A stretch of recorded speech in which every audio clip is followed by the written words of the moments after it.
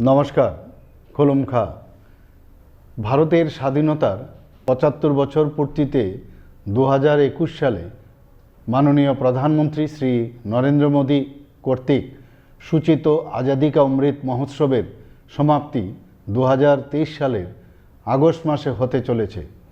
এই উপলক্ষে সারা দেশে মেরি মাটি মেরা দেশ শীর্ষক এক অভিযান উদযাপিত হচ্ছে এবং গত বছরের মতো এবারও ১৩, ১৪ এবং ১৫ আগস্ট হর ঘর তিরঙ্গা কর্মসূচি পালিত হবে।